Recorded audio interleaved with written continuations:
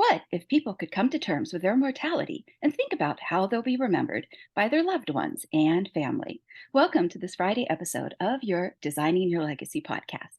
I have the pleasure of introducing you to Salvatore Buscemi. He is the Chief Executive Officer and co-founder to Dandrew Partners, a private family investment office, and has managed money successfully for almost 20 years through the creation of multiple portfolios into various cross-asset platforms. This includes Dandrew Partners Encore Ventures, the Dandrew Partners Fine Art Enhanced Income Credit Fund, and various commercial, real estate, and special situation direct investment allocations.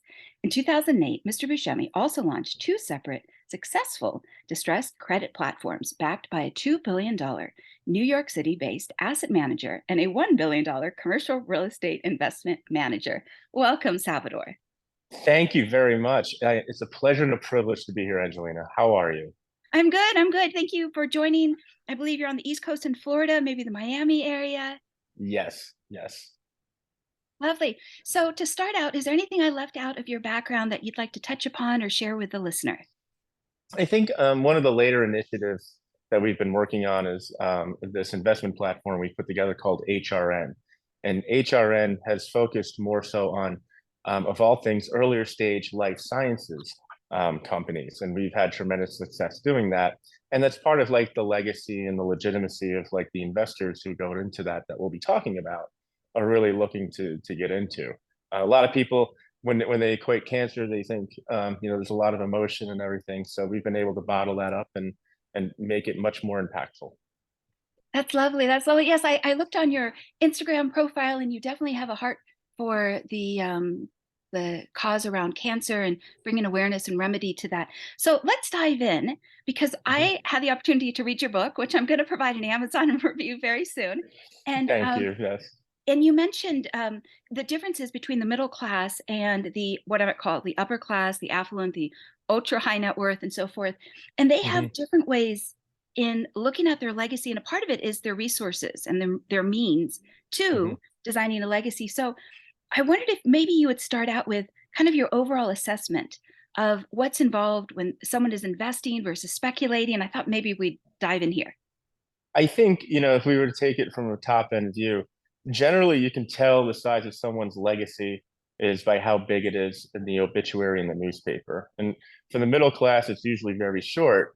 But for those who've gone on to make huge strides in humanity, the arts, the sciences, or society in general, are usually the ones that have the most consequential legacies, right? And those are the ones who have memorable names, and now that's been forever branded, right? Think about it. Michael Jackson died. What happened after he died? His sales of records went up. That's part of his legacy. Immortality is something you must earn. And think about it. Elon Musk doesn't need any more money. He's doing this just for his own legacy. Honestly, I mean, but these guys get bored and they continue to build, and it's something that's in their DNA. If you look at Donald Trump, he was a developer from Queens. He wanted to go over the bridge and build a Class A office in Manhattan because he wanted the glory. Same thing with Sheldon Adelson. He affected policy from DC to Jerusalem, coming from a very arduous childhood in Boston. And the middle class really can't afford to today because of inflationary pressures and low interest rates for years. A lot of these families are now over leveraged and are losing money with inflation. Um, you know, you know too that it's not good for America as a whole because countries that have a strong middle class usually prosper and last long. And that could be, part of America's fabric is falling apart. Family isn't much of a priority as it is south of the Rio Grande today, or as it is in Europe. So for the American middle class, their legacy is really the successes of their children. And if you look at the upper class, it there's a different value system, to be honest with you. Like a lot of those people would want to be buried with their designer shoes, but it isn't really till you hit like the eight-figure mark until you look at things a little differently. Like, what else am I here on earth to do? How do I want my epitaph to read? Will my children have considerable influence like the Rockefellers, or will they have to toil in the operating business and never evolve? So these are the things that families of consequence think about on a daily basis. Thank you for shining some light into that. I think a lot of the times people on the outside don't know what those dining room conversations are or those closed door meetings and kind of how an individual who is affluent looks at their legacy. Like you mentioned before, if they have enough money, what is there then? What is it that they look Yeah. forward to? What is it that they're going to build and put their time into. So one of the Hmm. things your book mentioned was that the middle class, especially the speculation today, you have a few opinions about Bitcoin in terms of the dopamine hits. Do you want to just speak into that for a moment? Because a number of my Yeah. listeners were under age 40 and they love Bitcoin and the cryptocurrency landscape. Yeah, I mean, I think if you're to look at the people who gravitate towards that, they're mostly speculators, and it's the problem is because the middle class is conflicted because they've been told to like put away and squirrel away savings like Warren Buffett, and one day you'll be a millionaire by putting it all into common stocks, right? So you got to think about like who's paying for that advice to the public, right? Usually the people who sell the advertisement, or the other thing is that they're playing diamond hands day trader and they're swinging for the fences on stocks and they're buying all these meme stocks. The problem is that nobody really takes the time to really educate themselves as to what it is that they're investing into, because they see so many people that have success. They're like, well, it's me too, and fear of missing out. Unfortunately, you know there's been issues that affected the middle class that forced them to do this implicitly, and that's been low interest rate, which is basically a tax on savings, and then also we have inflation too. They know this, as I said, implicitly, so they have to swing for the fences, but they don't have enough time or money if they're working a day job to really amass enough wealth. So high income earners, such as those in medicine and the trades, especially, you see this a lot where people are just getting involved into speculative asset classes, and you got to think, what is Jay Z buying? He's buying sports teams. He's not waking up one morning and saying, hey, Beyonce, this guy, day trader 24 says he's going to be putting his entire IRA into Dogecoin. I think our time has come. Let's follow this advice. Of course not, because the wealthy don't see that really as a legitimate asset class, as a store of wealth. It's not something that it's the people who have gravitated towards it are just mostly speculators, and usually rightfully so, because it's coming into its own, and usually it's the younger generation that caters to that. But it's not something that a lot of people that I know really ever got involved with, because they knew at some point, your wealth was a bookkeeping entry that everybody agreed on until suddenly they didn't. Yeah, absolutely. And one of the things your book also mentioned is the 2012 Obama's Jobs Act. It stands for Jumpstarter Business Hmm. Startups, as well as the Glass-Steagall legislation. And so all of a sudden, that removed many of the constraints to speculative investing. And it almost Hmm. gave this idea, perhaps to the middle class, that now they can have a bit of, I might even dare say, the American dream, even if they don't have the time to do the due diligence. What say you? Yeah, I've recently moved. This is an interesting question. Um, there's no such thing as a free lunch, and there never was, and there never will be. And if you were to ask your financial advisor about this stuff, and he's not smart enough to figure this out, then maybe you need a new financial advisor. But the problem is that it invited a lot of people who weren't experienced enough to be able to get in at a low barrier to entry in businesses that they had no rights really to invest into. And really what it comes down to is, um, the I've since I've been in this business, you see a lot of pitch decks. They're all pretty and the ideas are great, but the people behind them are not. And it's their first time. And when we invest in things, we make sure that our CEOs have multiple exits, hopefully unicorns or $1 billion plus valuation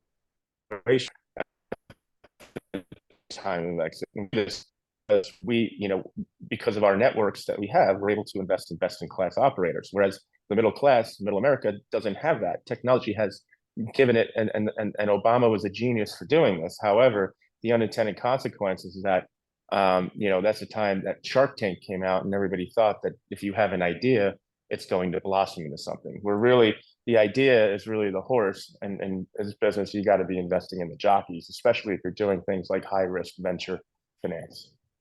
Yeah, absolutely. I think a lot of times people look at the get rich quick and they don't realize either they have to be surrounded by their like the absolute best team, or it's going to take a what is the expression about the overnight success? It only took me 10 years or 20 years to become an overnight success, right? But on bump. Mm-hmm. Yeah, no, and it happens, but everybody's wired. Everybody has that greed gene. They just express it differently, right?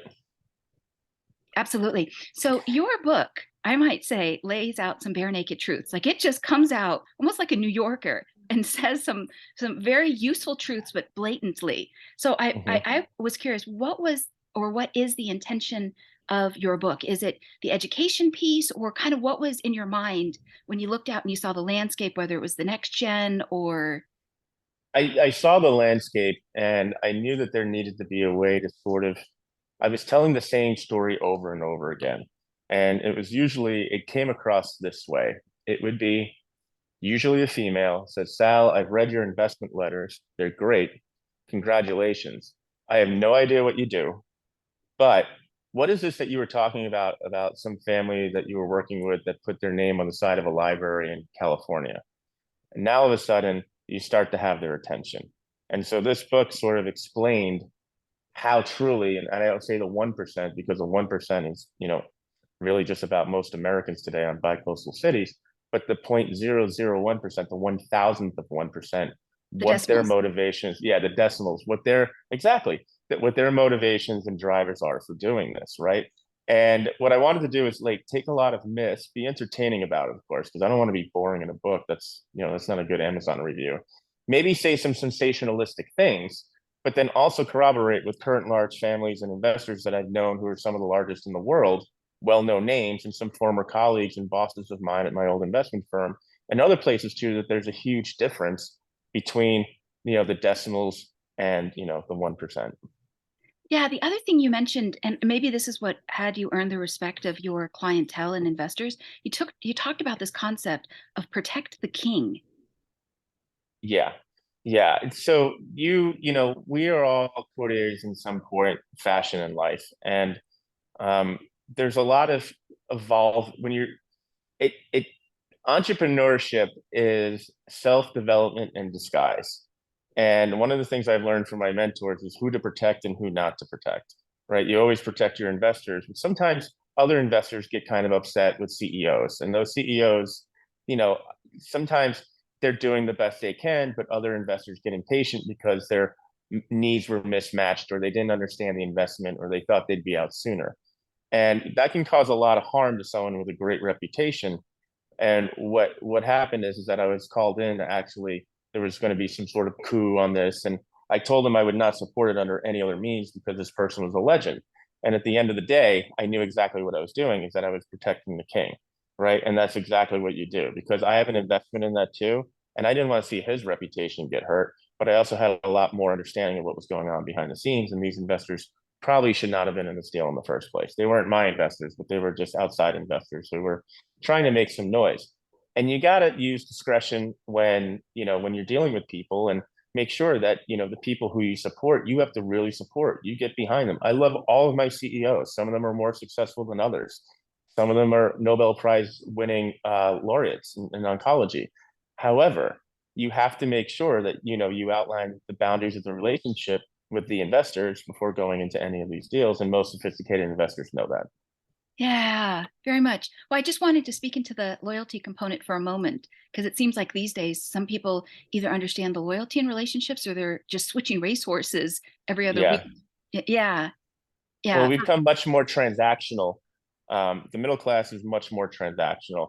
The upper middle, not the 0.001%, they're much more relational. yeah. Well, very much so. Yeah. Well, yeah. I wish it was less transactional, whether it's the luxury market or the fads here today and gone tomorrow. And yeah. Anyways, thank you. Thank you for speaking into that.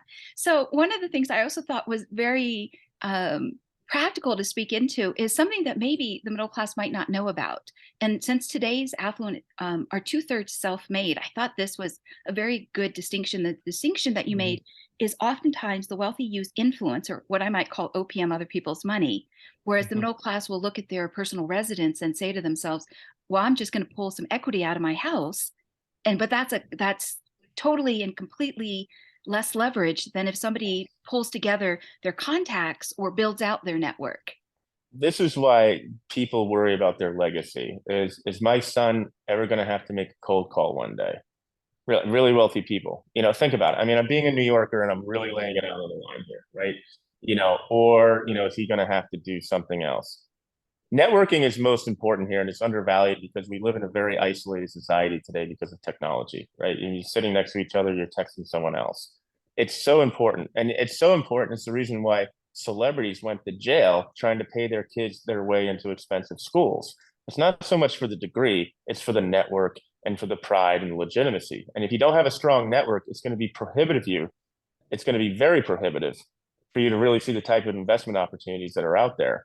And we have a society called Clavis Society, and people, if they will give you a link later to that we can talk about. But if you're the richest or the smartest person in the room, you're in the wrong place. Yeah, very much so.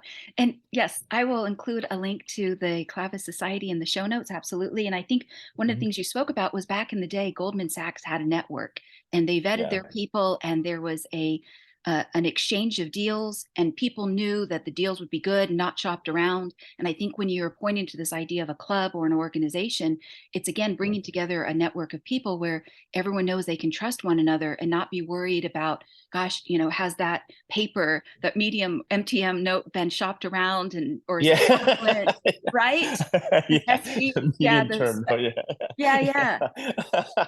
Gosh, that's a throwback. But yeah, that's funny, Angelina. All right, continue. Well, it's a little bit true out in the marketplace these days. Oh sure, yeah, no, Yeah, absolutely. yeah.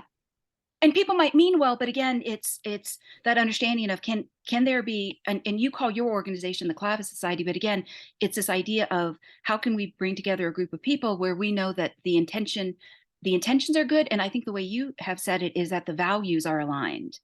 Yeah. If you look at it, I mean, we've become very polarized as a society, and social media has just, added to that wedge and added a lot more distance. However, people still want to gravitate around people. We are humans, we congregate. And, at the highest level, these people like to congregate with people who are like them or want to be like them. And these are people who usually have the same concerns and issues that they have, but they're aligned in values, right? And what that looks like is that everybody understands that everybody has an alignment of interest. And the more transparency there is, the easier it is to work with people because then people start to see something, they trust in it, they believe it, and that's how you build a culture.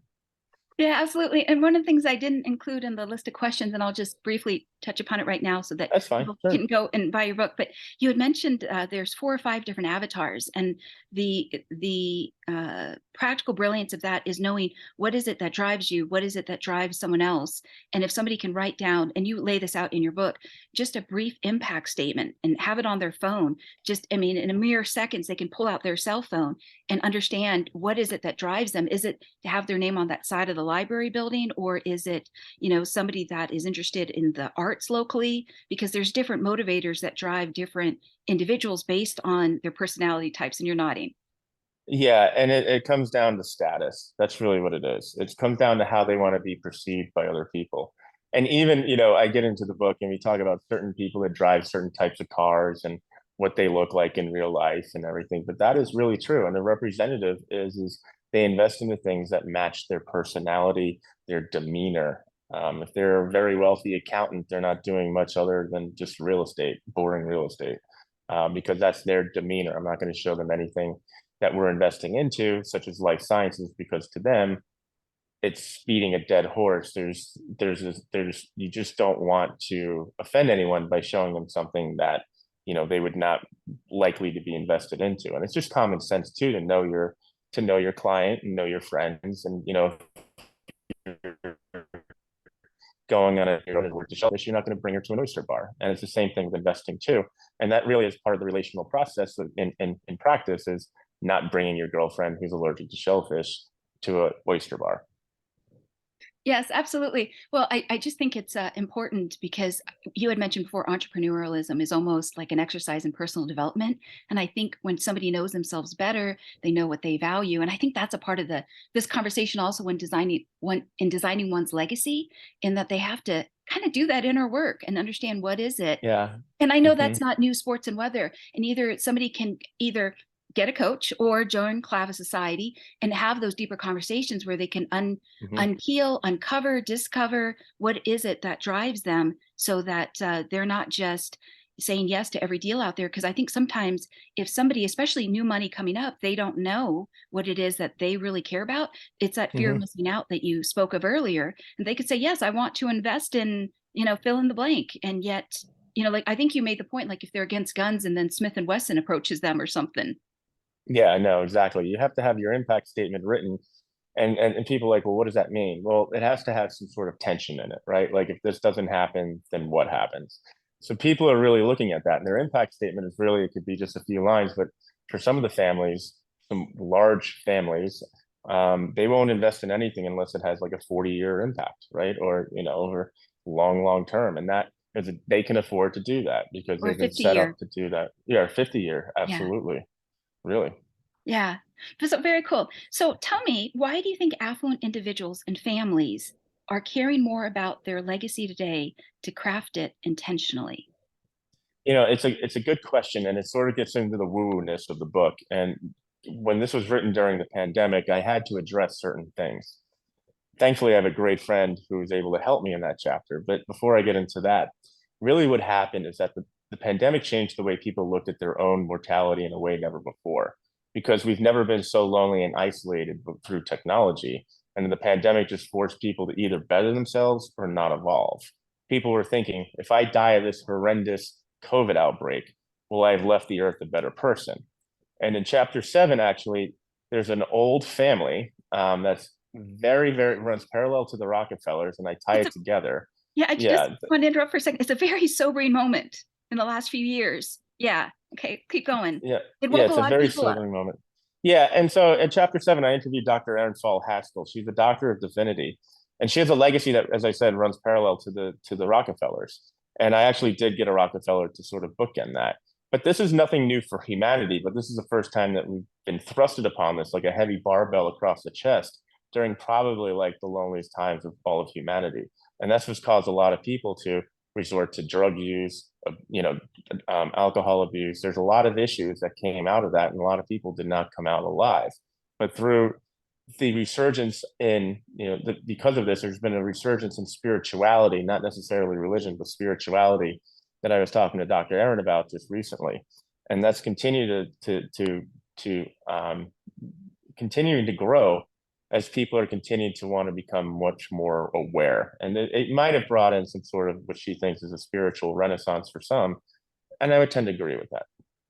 Yeah, it's very interesting. And I think one of the other things that you had mentioned is there's also this succession regarding trillions of dollars that's going to be passed down.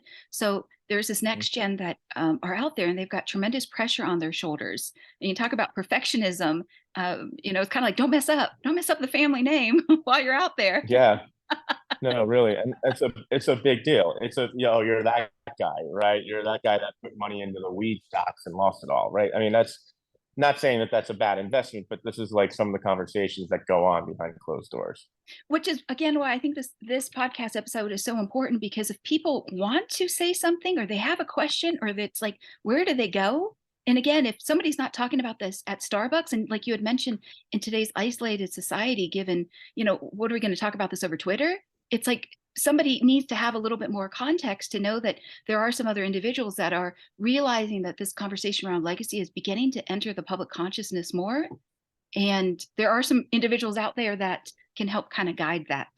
So they're not Hmm. alone Hmm. and feeling like, oh my goodness, like I'm expected to do something brilliant. But like you had Yes. said, the next gen, they don't have that user's manual. And dad or mom that built the company, they put in those 80 to 90 hours a week. And now there's this expectation that whether it's the sons or the daughters coming up, that they're supposed to fill in those shoes. And if you dare mess up and make that family look bad, oh, Oh, oh, absolutely. Yeah, no. No, I never. No, I'd rather walk naked down Broadway than to have to, deal with anything like that. And unfortunately, it does happen. And, we saw a lot of people take a lot of risks because they thought that they were smart by getting rich quick. And somehow in society, getting rich quick denotes huge intelligence to people. It'll always be that way. But, people move on and people improve and people evolve. yeah, absolutely. So before I move on to the next question, there was an expression my dad used to say growing up, and it was that the difference between, well, I don't know if I should say it out loud, but what the heck? He used to say that the difference between kind of like old money and new money is values.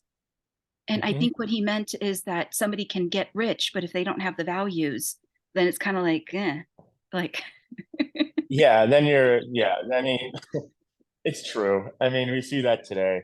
It's if you look at the people who buy the most Rolls Royces, it's the nouveau riche. It's the person who just got into it because they're getting accustomed. They haven't really evolved yet, but they do evolve once their wealth grows, and then they're able to use their influence, their intellectual influence, or their family brand to sit on boards to be able to raise money for them.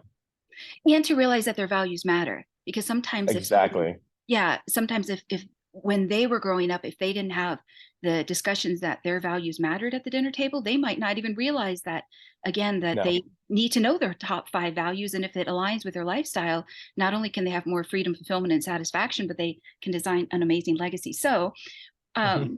in certain landscapes, one's reputation is their currency, and investors sometimes need to put their egos aside. So, Yeah. you mentioned having the generals on your side because they have skin in the game and they're worth their weight in gold. Can you speak into this a little bit? I think, it comes down to, managing the expectations of investors. Everybody's got a lot of money today. Everybody's more flush than they've ever been, perhaps since, the beginning of humanity. When you think about it, trillions of dollars being pumped all over the place, middle class homes going for $1 million. Everything has changed today. And so what comes with that sometimes is an attitude. And, he who holds the gold makes the rules. However, when you're dealing with people who have much more sophisticated investors than you in the deal, there is no room for anyone to come in and really have a voice. You just invest and you watch and you follow along. And I think today, the best way to get any sort of MBA for anyone looking to get into this business is to write a check into a world class company, invest into something. If you have to become a part of it, that's fine. But if you invest in something else where you're much more passive, where you don't need to be a part of the process, and that's largely going to be a lot of it, you can still follow along. You're going to find out that there's going to be a lot more for you to learn by keeping your mouth shut. And we have one investor who's a crazy life science investor. He always wants to be involved in everything, but the problem is he has too much time on his hands. So we have to outline the relationship with him and say, look, you do not have a PhD. You do not have 7 unicorns under your belt, IPOs or sales. So why don't we just let this guy do what he does best and stop calling him? Is that okay? And and sometimes you have to be direct like that because, time is money. And, you have one investor, and it's usually the smaller investors that do this. But, if you do have the opportunity to invest in these circumstances, you should be along for the ride, but you should also be following along too. And if your investment manager is like things that we do, we have a very interactive community. And our investors like to see the emails and the good news emails we send out all the time. Even if there's bad news, we send it out because it's part of a learning process for them. It's an experience for them because they've never been able to do this before, and they're looking to learn a skill, which is buy side private equity, venture capital, or real estate, that they never really had the opportunity to learn because they either just sold a business or they were doing other things in their life professionally. And that's really what, if you're working with someone in this and you're writing checks for that, that is something I think that we believe in our value system that we deserve, is the interactivity. On the other side of that is that I write a lot of emails personally, and if you unsubscribe from my email, and I don't like that, right? Because it's the interactivity. I don't take it personally, but sometimes people are like, oh, I haven't gotten an email from you lately. Well, you haven't opened them up and all of this. So we always make sure when people they get a welcome email from us saying, welcome HRN. Currency is the new, interactivity is our new currency. If you don't like emails, unsubscribe now. Let's stop it. But you're going to be in for a great ride because you're part of the story now. Yes, absolutely. I Coming from mean, the book, coming from the yes. book. Yeah. Yeah, I think that your book talked about that interconnectivity and also just authenticity today being a form of currency. Yeah, absolutely. Because anybody can be fake. I mean, there's so many emails I receive from people and they want to sound like they're institutions and it's like, dear colleague, and it bothers me. I'm like, oh my gosh, like nobody's really evolved and everybody thinks it's all transactional and it's painful sometimes. I'm in Miami and there's a lot of founders here and the founders don't really have the bedside manners, if you will, yet. And you all know that you're going to be pitched because somebody makes an introduction. You meet this guy for coffee, and he has an iPad under his arm, and you're going to be pitched, right? And it's like, really, like you're not even going to like buy coffee, or not. I mean, it's like dating, right? And I think that's something that people really need to understand is that you got to. This is a relational business. The higher you go, the more relationship it is. The lower you go, it's more transactional and hustle and Gary V. Does that make sense?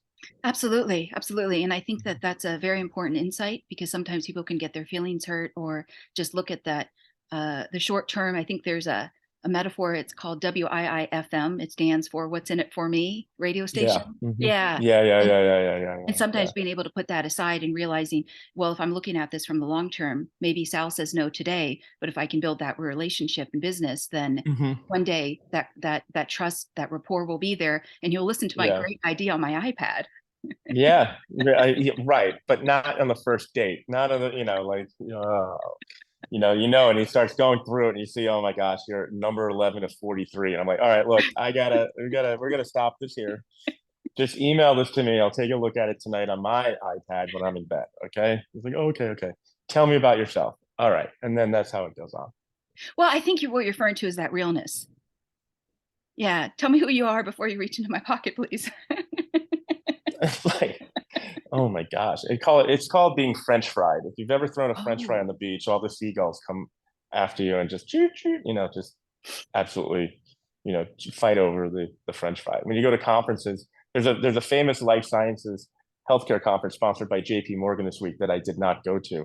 And not only because I had my own conference here with investors in Miami, where I am today, it's because I didn't feel like being French fried. Like if you wear a certain badge, and here's a funny story. In San Francisco, Uber drivers pitch you because they all drive from all over the country to drive people home, CEOs or investors, in order to get jobs, careers, or to raise money. So it becomes a very exhausting purpose, mentally trying to be polite sometimes to people who are constantly pitching you things. very much, very much. My dog was just barking, so I had to mute out for a moment. Oh, Yeah. So wonderful. yeah. So I just want to bring up a hot name for a moment before I ask you about your personal legacy. So Mm-hmm. Trump, he marketed his name. Wise Mm-hmm. decision? Did he plan for it? Your thoughts? Oh, it's beautiful. It's a beautiful decision, and everybody should have a personal brand. That's where we're going today. If you look at it, the advent of social media, the metaverse, what is your personal brand? What do you stand for? How are you conspicuous in front of everyone? Right? How do you agree? How do you attract people of your peer group? Right? You put up, you say you like Ferrari or something, whatever it is. That's what we're gravitating towards today, and I think he did a wonderful job doing that, and it helped him tremendously during the election. Very cool. Very cool. So, since this is a legacy podcast, would you speak Mhm. into how you see that word and also what you would Mhm. like your personal legacy to be? You know, I'm turning 48 in 2 weeks. I don't have any kids. I'm currently not married. And right now, my legacy and my work really is to make an impact, mostly through the life sciences investing, because nobody likes investing in life science companies. Nobody wants to be reminded of biology and chemistry. It's the hardest thing really to raise money for. But through my, because of my network and the salesmanship and the influence and everything, I've been able to do that and really bring a lot of families who wanted to build a legacy but didn't really know how to do it in the appropriate appurtenances, if that made sense. And we've been able to really put together and charge forth on things because it would be great to be part of a cure or a therapy or even a new tool to fight some sort of disease meaningfully and substantially. And that would be great, not just the financial benefit, of course, to leave my stamp on something that improved the lives of thousands, maybe even millions of people. So that's really what it stands for me right now. And it's really, I think, a function of, it's a function of it takes a lot of introspect, to be honest with you, to look at it. But if you do the work and you look at it, it makes it that much more easier to get out of bed, look at yourself in the mirror and say, we're doing this. Yeah, where you're doing something good for humanity. Because if you could Correct. do anything, you could invest in NASCAR, but really does that lift up humanity and their evolution and Correct. progress and so forth? Correct. Correct. And there's a certain amount of courage and bravery too um, to put money and write a check into an earlier stage life science company. But if it's done correctly, like any other company we would invest into, you're investing in the people and their track record, because their track record goes over several economic cycles. You're not just doing it passionately, you're doing it more appropriately and thoughtfully. Yeah, that's lovely. And I also know you have a value around education, which is why you've written a book or two in order to share Yeah, the knowledge. I do. To me, it's like a side hustle, right? I like writing. To me, it's very therapeutic. I've had a lot of people ask me to write books on things. My latest book I love very much, Investing Legacy. It's beloved by everyone, because it's sort of like the inside voice that everybody knows, but they never really had the courage to ask. And I just put it all, out there. But it's sort of like more practical significance than just something, written in a flowery, prose. Like it's very. I've written books on real estate investment management and raising capital, and Investing Legacy was more of like a salacious look into, much more allegory into the look at the 1,000th of the 1%. And I was able to really use my network to put this together. And it really opened up a lot of eyes to a lot of people because it sort of confirmed many of their suspicions. Yeah, it's very much so. I think one of the things you said is the expression money is to be used, not spent. So I think it's those tiny insights that if somebody can step back and just reflect on, it's a new perspective. Yeah, no, absolutely. And some of the other things like the power of networking also has a value. There's a price to it, right? And that takes time and it also takes resources. If you look in the book, there's a family that I profile, and he spends more time than a diplomat on the road. 224 in 2019, I think he was on the road 222 days all over the world. He loves to travel ashore, but his influence is worth more than any power. That's the level of commitment that it's not going to be get rich quick. It's those cultivating of relationships. It's showing up again and again to Hmm. be in the Hmm. rooms and to be present and to do that due diligence. Absolutely. Absolutely. Yeah. So, what is the best way for any listener to reach you to find out more about the book? I think, as much as I'd like to sell the book, there is something that I put together for your listeners, and it was the top 10 mistakes that families have used that have destroyed their legacy. And if you go to investinglegacy.com, it's a PDF. I wrote it myself. It's kind of funny, but it'll give you like a good view into whether or not you want to commit to the book. But it is hilarious because I do receive emails from people saying, this is the best thing I ever wrote, I've ever seen, on this, because my brother-in-law lost his money exactly in the way you described it in number six. Or someone else will say, I've seen this happen with a family member or friend, and that was number two. And it was all the mistakes people were making because at a higher level, you can't take the same customized 80/20 advice that is, meant for the mass market to be sent all over, the marketed all over with mutual funds and the stock market. The things that your peers are investing into are not advertised on TV. And that usually means that the best circumstances are the ones that are rarely marketed. Very much, very much. Thank you very much, Sal. And any other closing thoughts about, what has inspired Yeah. legacy, any role models? I wouldn't, what's inspired the legacy actually is not really a happy story, but it's something I came to terms with when I had to write the third obituary for my mother when she passed. And when you write three obituaries in life, Angelina, you sort of look at things a little differently, right? And then you start picturing your own obituary. So I would tell people to go to investinglegacy.com first and download the PDF, but I would also have this thought in your head. And what do you want your kids to say of you after you pass?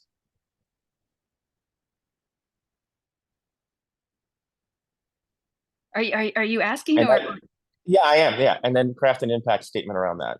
yeah, well that's a real life 101, almost a come to Jesus moment. Hey, you call me a New Yorker. I'm a New Yorker. That's the way we do it. Right. I mean, Yeah. it's how do you want, there's nothing flowery here. There's no woo woo ness. It's very, even Dr. Erin, she's very direct in the book. There's none of that. It's how do you want your kids to think of you or speak of you after you're gone? How do you want your epitaph to read? And when you think about it that way, your priorities sort of come into alignment, sort of like the planetary system. Yeah. Everything just starts to right?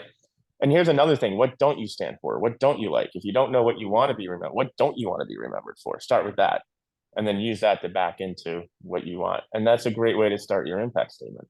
Yeah, I found that if the door is open just 1%, it can open wider and wider with these conversations. But initially, Mhm. sometimes people, like you had said, they have these conversations in their head and they have their regrets in their head and they know where they've done wrong in their life, but they don't yet want to put that down on paper because it's like whether No, it's the emotions too deep or there's shame or something that's there. So I just want to acknowledge that you're asking people to, almost in a call to action, like why not today yeah, get it done? really.